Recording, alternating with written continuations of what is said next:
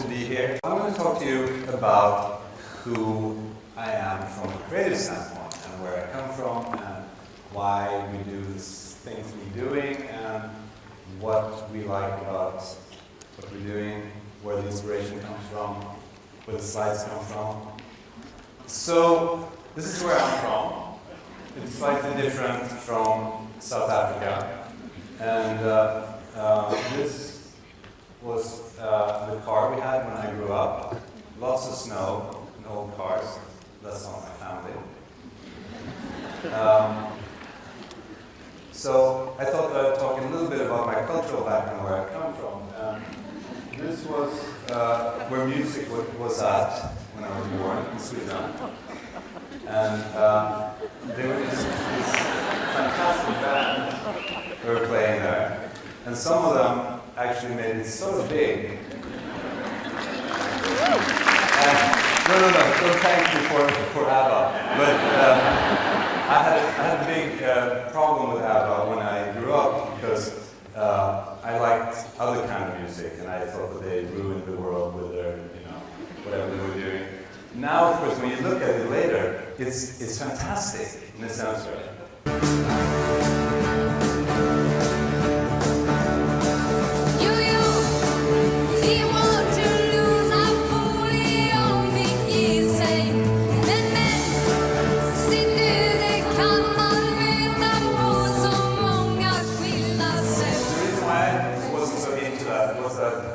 There was also much hipper Sweden going on at that time.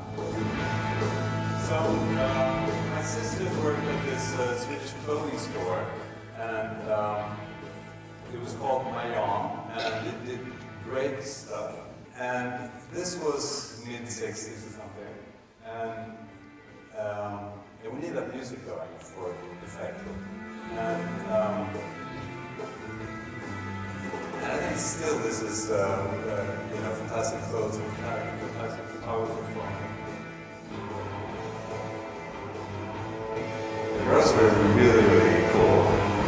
And then there was me, of course, in tie-dye and playing ping pong. And we started to do ping pong at the office later in respect to my Swedish background and all the good ping pong stuff is Swedish. So, and then the possibility guys, they won every time, so we had to stop basically. So, but when I started to grow up, then I started to listen to other stuff. So jazz came, was very important, and I didn't know it at the time, but also the design, of course, was something that was very interesting with all these things.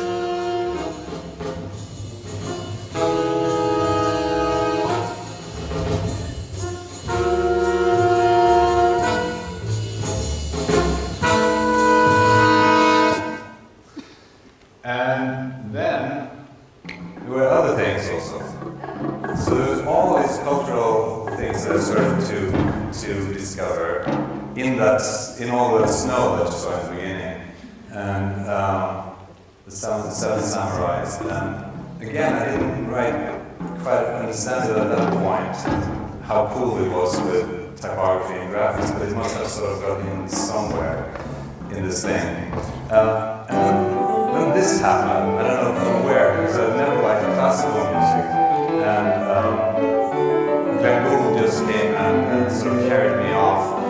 And again, if there's a graphic reference, it would be this probably. Because Helvetica and Bach has a lot of things in common.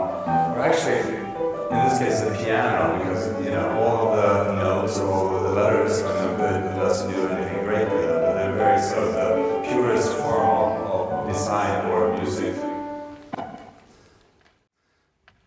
So then I was lucky enough to start to work in a record store.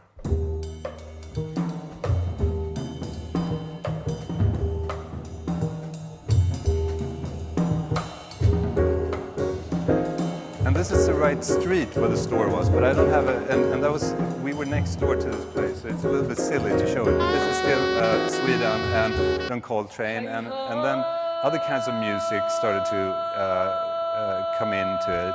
So this was a singer from Lebanon.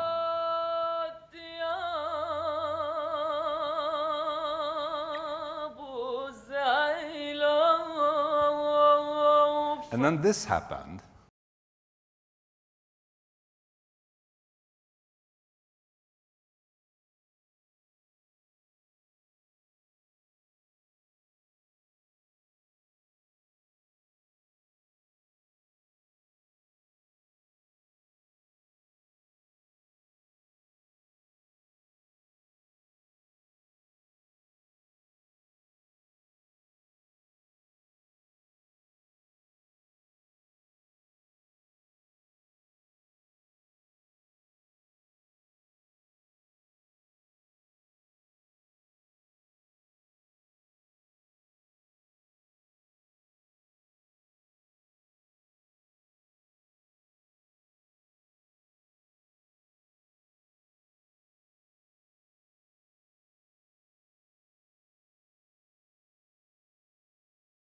Because there were transitions going on, and there were music being converted from being one thing to the other. And this is really when I was started to get going as a DJ. So I started to mix a lot of different things. Africa to me had been very much like this.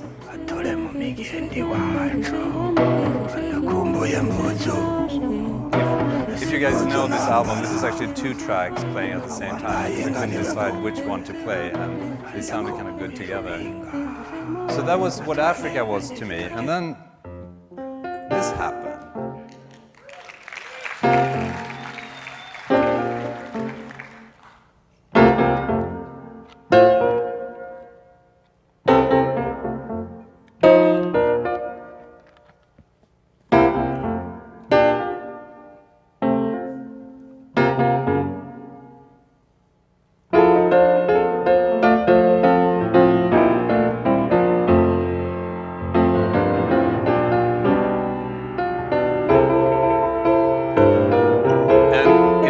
South Africa was on the map for me, and I was traveling around and looking for all the Abdullah Ibrahim, or in the West he called himself Dollar Brand also at the time. And then someone found from a French distributor something that I'm happy to say that I just found 3 days ago at Daddy Longlegs, which was the Soweto Boys. And it doesn't get better than this.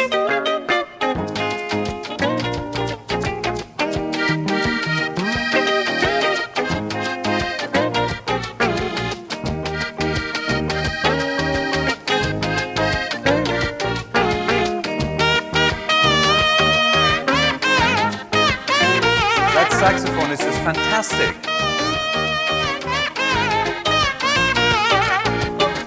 Anyway, we're moving along. So I started a club with a friend. I was a DJ, and that was kind of what started me on the path that led me to Cape Town today. And it was a movie theater that we bought, and we renovated it. And it became sort of an art space, and we showed movies, and then I was a DJ, and we had parties every Saturday or something like that. And it was a really cool place. We played a lot of funk and world music, who wasn't invented at that time.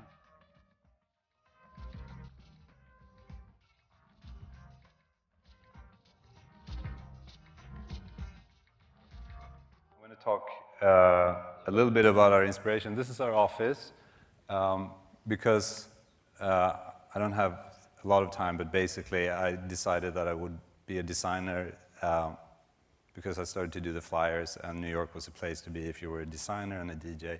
So I moved there and worked for a little, and then started my own company, and we're about 20 people now. So inspiration, for us, we never look at design, like graphic design or motion graphic design. I mean, it's not completely true, we do, but this is photography, David Sims. This is Gerard Richter, who's very important to me because A, I love him, and B, he's doing something.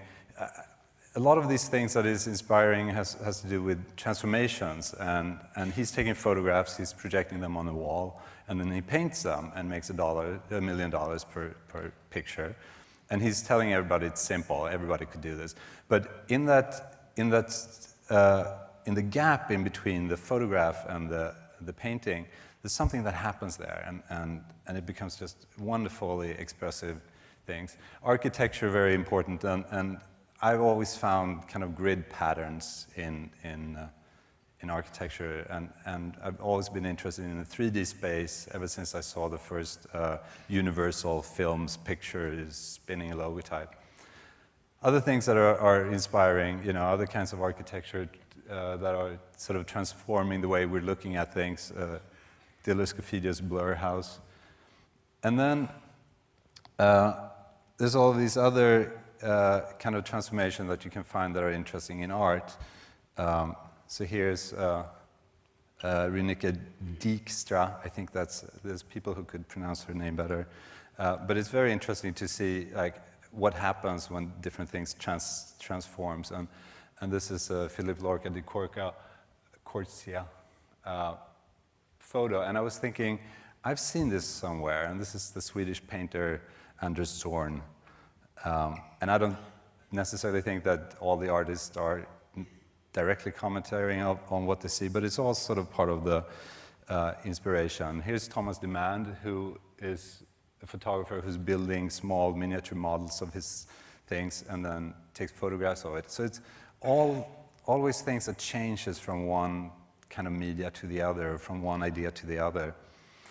And since graphics is very important for me, this is Joseph Miller-Brockman, who did mostly music posters, and he was the master of sort of transforming static energy into kinetic energy. There's a lot of motion in his stuff. So motion was the deal I decided.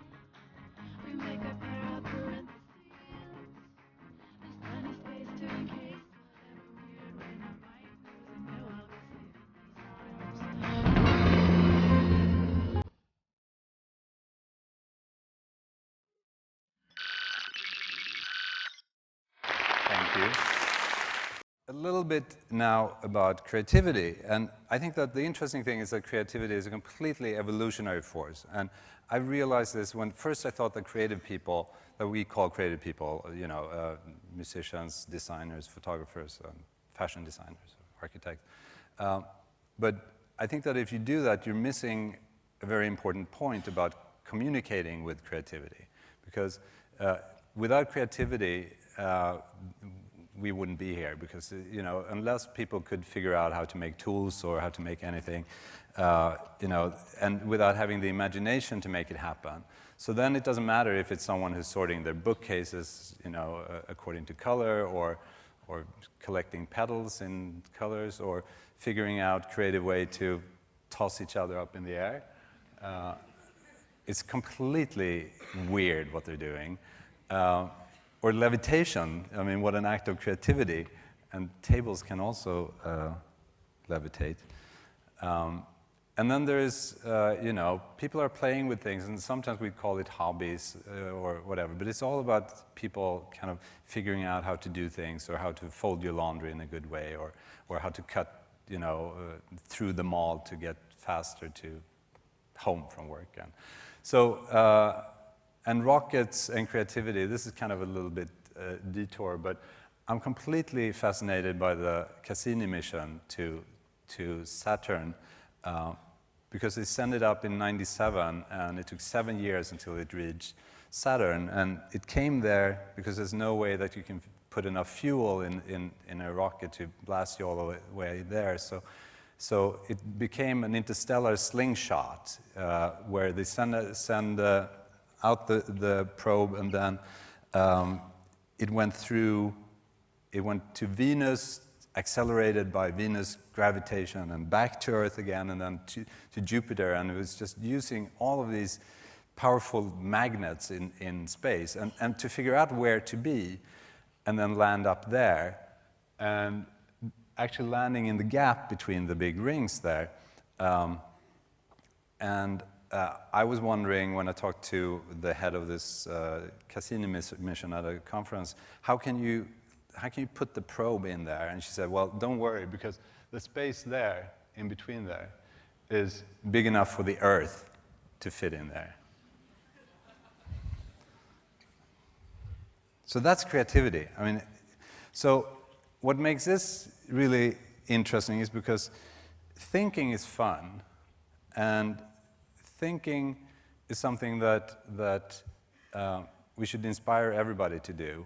And I think that when we are creating things, that we kind of send out pieces of the picture, and we're hoping that it becomes kind of a full picture once it's received by a person.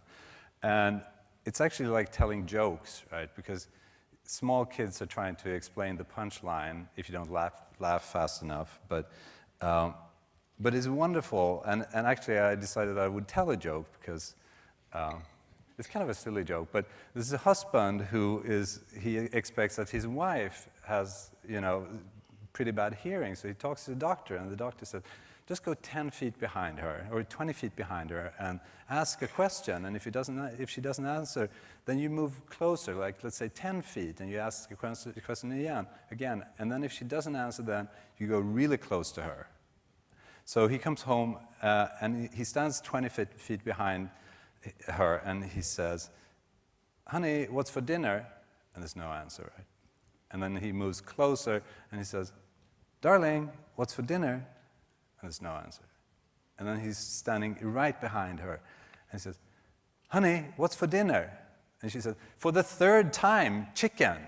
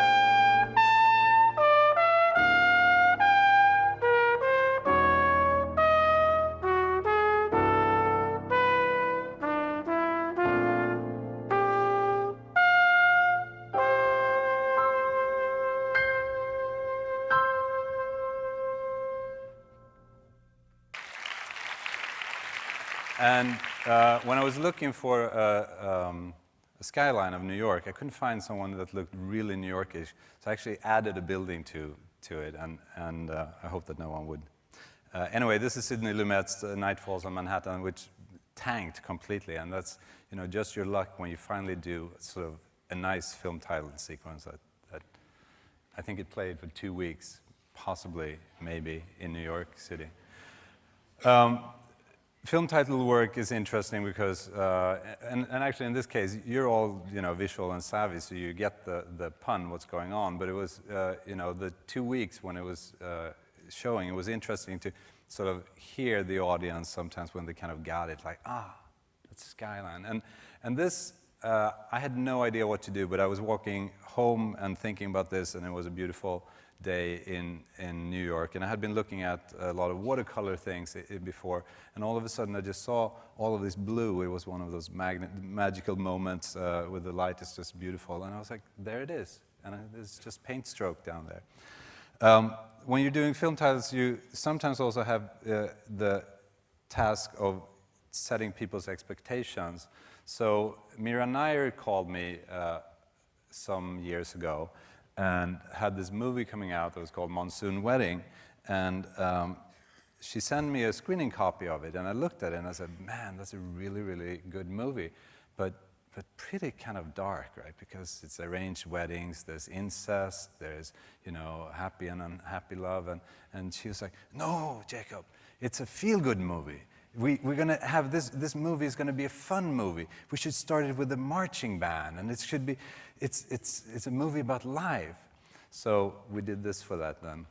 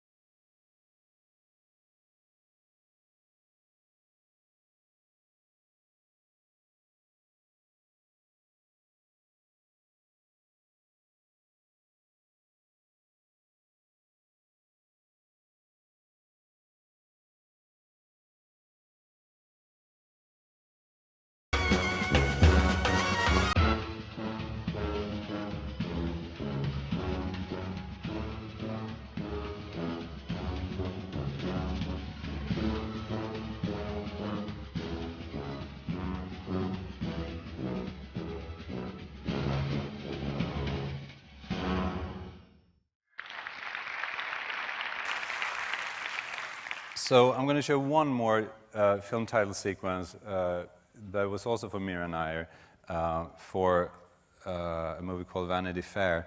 And what we tried to do was to make sort of an emotional and visual poem, and we tried to get as much passion as possible. And if you remember the flower photo from David Sims early on, that was one of the inspirations. And so we just wrote down words that we felt sort of capture the overall sort of different themes of the movie, and then we came up with images for them. And just I always kind of struggle with if I should narrate it or not, but I'm going to do that this time, and just so you know what we were thinking. So Vanity Fair, right? It's of course about vanity and people's struggle, and it was pretty obvious that we wanted to use a peacock in it, which was hell to shoot, by the way. And Reese definitely wanted a peacock, and the title definitely needed a peacock also. So that was kind of set. So we were done with peacocks. Then we were thinking about beauty. How can we describe beauty and love? And how can we describe sex and innocence and corruption and military power or male power? And then this idea of destiny and what's happening. And this was actually taken out of the movie because they didn't like it, even though it was computer graphics. And then, there's this leaf falling down, and it's sort of the end of the road there. And you land in this lily pond, and it's kind of like end of the road, but then in the middle of the lily pond is this little flower, and because, you know, Reese, or Becky Slater, she finds her happiness in the end. So it was sort of and I don't think that anyone got anything of this, but many times you have to have a guide yourself anyway, and it was a lot of fun to kind of think it up. All right, so we're doing a lot of copywriting, and when you're doing copywriting, we're trying to do things that writing that makes people think, just, or kind of question things, or look differently, or understand the pun line or something. And we were doing these titles for a conference that had the theme of dangerous ideas. So I started to write a lot of words that seemed to go with that. And then I found the online rhyme dictionary, where you can also figure out letters that matching and stuff. So this came out of that.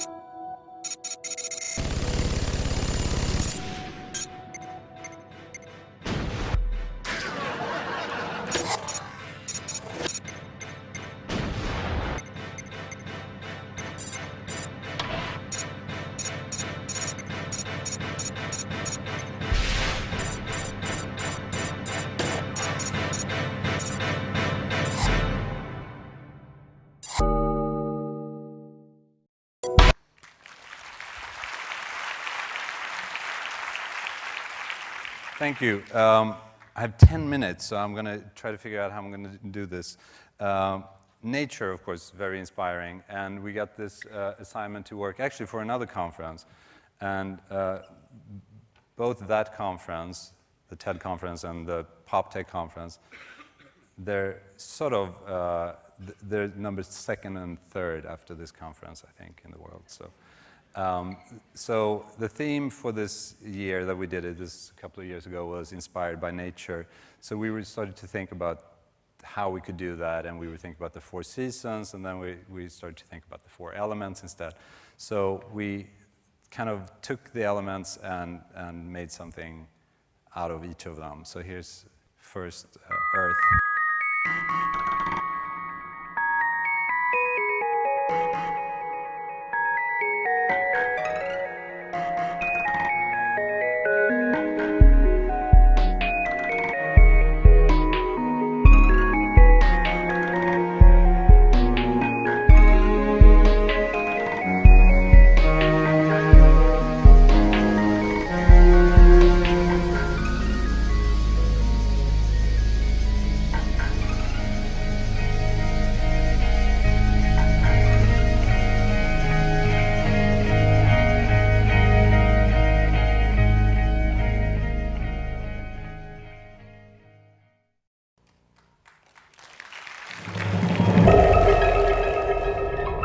You get 2 more.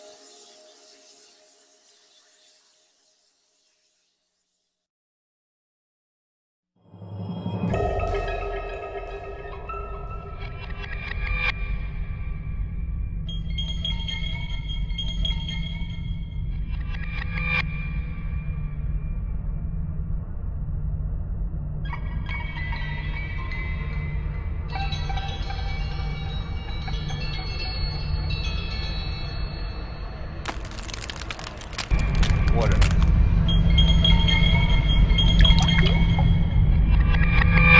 This is amazing. This was shot in our bathroom with a small video DVD, and here's on the biggest screen ever in Cape Town.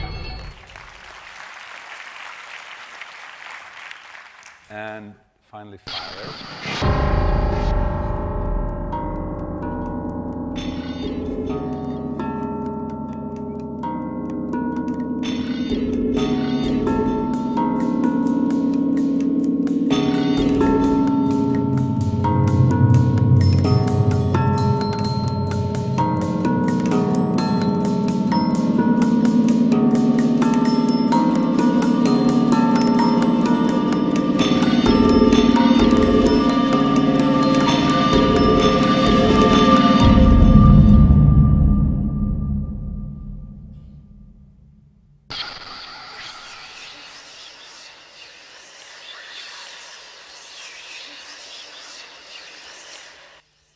Nifty little After Effects trick there with the flame. Since I've been working a lot with music, it's, you know, the whole idea of making music videos has always been interesting, but most of the music videos that you see are sort of boring because it's just a track and then they shoot, you know, the band playing or something that's completely weird. So, and I've always wondered if there was a way to combine them very tightly. We did this piece also using one of the Brian Eno and David Byrne remixes or sort of soundscapes. And we attempted to make the graphics feel like they were sort of some kind of, I don't know, we talked about them as spirits that created the sounds. And the interesting thing was to try to take ourselves as a designer out of the equation, because whenever you did something that was fancy, it felt very much like, you know, it was sort of forced up on the music. So.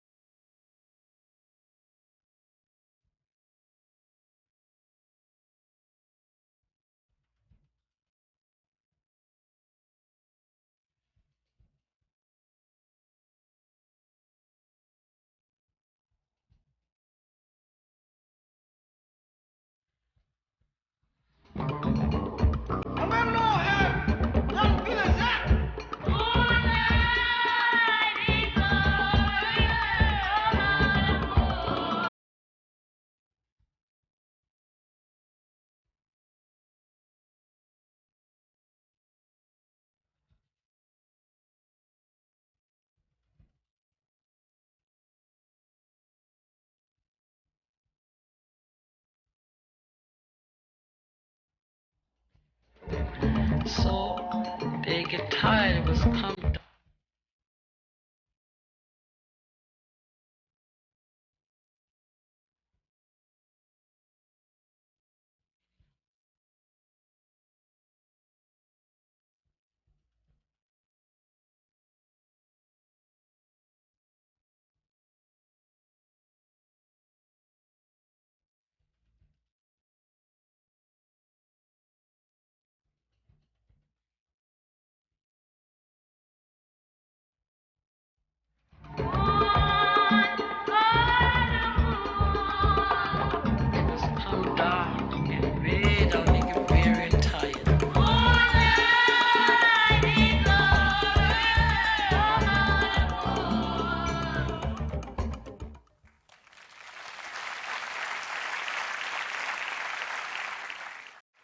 All right, I'm going to show one quick thing, and then I'm out of time. This is a building that it's in New York on the West Side Highway.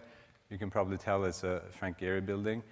And they had this idea, actually Bruce Mau had the idea of putting a video wall in the lobby. So here's where that thing is. And so we started to work with that, and there was this idea to use the I travel, I date, I buy, etc.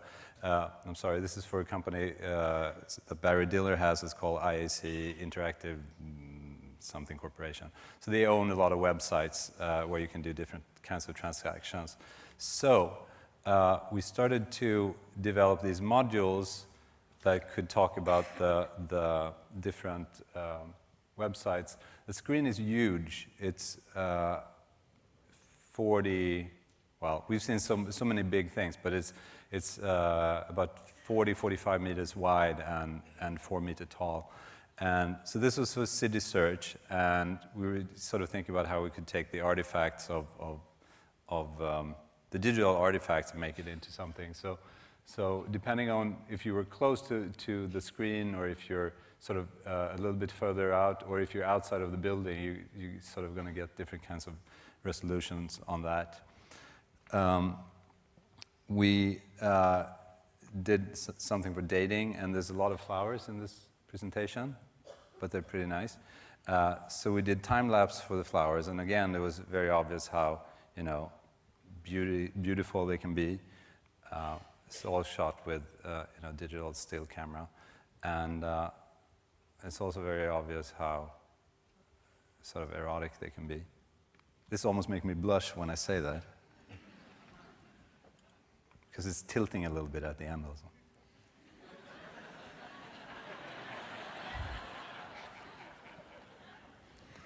So we did a travel piece. It's something that my creative partner Joe Wright shot with his little Lumix out of the train. So we recreated that in computer graphics. It's a little stuttery playback. And the sliver at the bottom, that's the actual aspect ratio of the screen. So that's the whole thing. And then there's a bigger thing up there.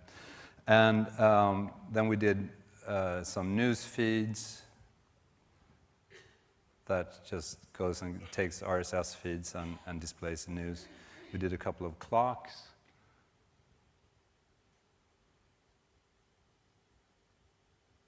There's one, and here was another clock. And I think that's basically it. Here's some photographs from the installation. It was great when they were actually, you can see here how small people are on the scaffoldings behind the screen. So, and the resolution is fantastic because it has 18 high-definition projectors projecting on glass from behind.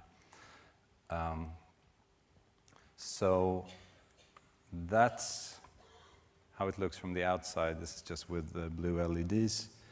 And I think that this is the last thing. This is David Shrigley, and it's something that we should think about. You should look at David Shrigley. He's fantastic. All the nasty things you said, there's the river there, and then there's me climbing above the river with the help of the teachings of the Dalai Lama. And I think that's it.